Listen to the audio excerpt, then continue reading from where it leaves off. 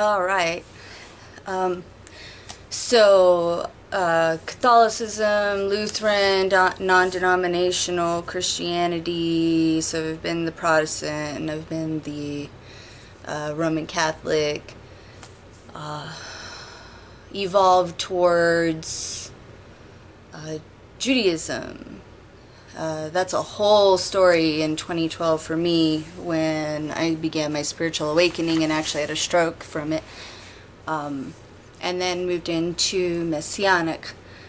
Then I had a period of time where, again, this, with my Sun conjunct Pluto in the second house and things needing to be deep, born on a full moon, moon in the 8th house, and I have my IC in Scorpio. So I go deep and transform.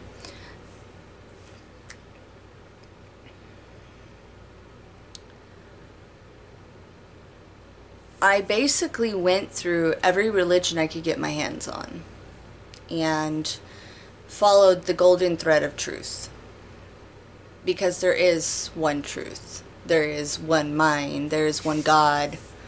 And we are all connected to that. We can, if you do a truthful and honest inventory and exploration of your life, your belief systems, you look at religion, you look at spirituality, you can find the truth in them.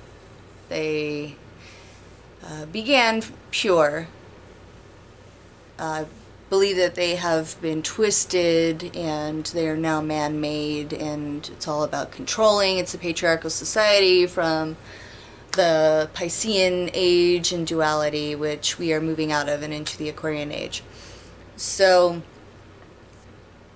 by the way, if you're new here, I'm an astrologer, so you're going to be hearing a lot of this.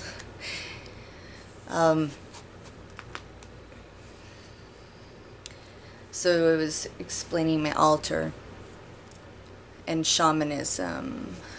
The new shaman. Because this is, shamanism comes from an indigenous path. It is not just Native American, but it is indigenous in its way. It is connected through spirit, through the earth, through the cosmos. Even in the Bible, it begins with, looking up. Those are the signs. That is how we are spoken to. All of Revelation is about constellations and transits and life events. It's amazing how twisted it gets, and the fear that comes in, like lighting a candle and incense and, having my dead people here. Yeah, they're dead. They're dead to you anyway. They're more alive to me because I really connect in with that. I actually prefer dead people because there's no filter anymore, and they're in their pure essence. They are more alive, and we miss them. We miss them selfishly because we had an interaction out of it.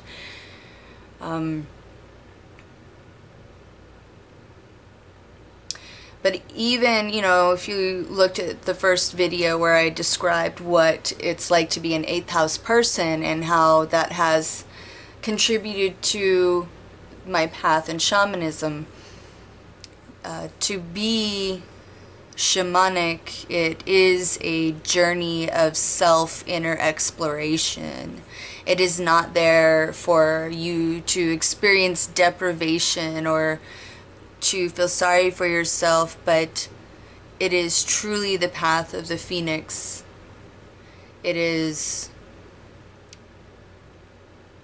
going back to your essence. In Christianity, it would be called born again,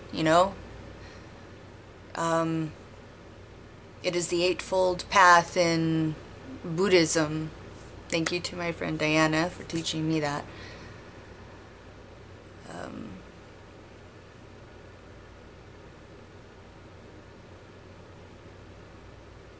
There are many of you that are on a shamanic journey and you don't even know that you are. You may have even been diagnosed bipolar, schizophrenic, depressive disorders, whatever. And I'm not saying that those chemical imbalances don't exist. I went through that myself. And this is all my story has nothing to do with any doctor. I am not a physician. I am not a pharmacist. However, I am very much a metaphysician, and anything that I say, you need to decide for yourself what is right for you, and you need to, if you feel it is right, to seek out the help of a professional. My story is about my spiritual awakening, though, into the shamanic path, and I was living a life of people pleasing and being married because that's what I saw. What was shown to me was a woman who gave herself over to a man, and that meant that he owned her, he beat her, and he owned her children, and she lost herself. She completely lost herself.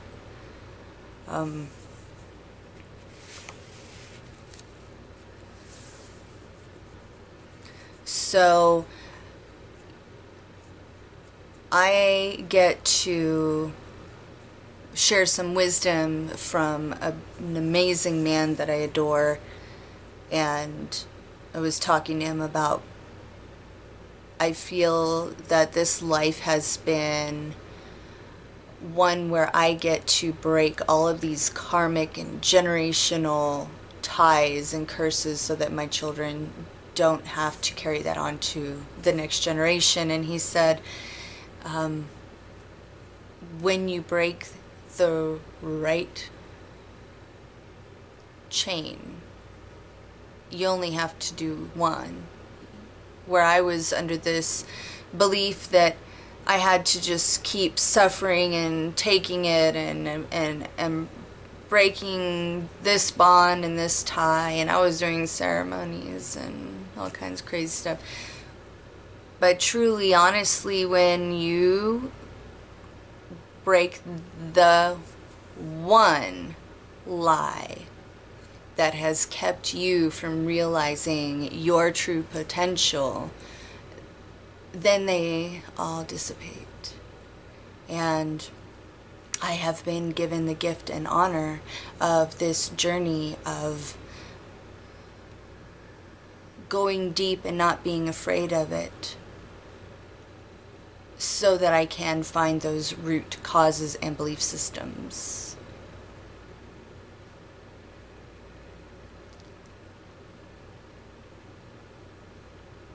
I know usually I'm linear in my writing and my thinking, and I appreciate the opportunity to just let it all come out whenever it needs to, so I will continue on the next segment. Namaste.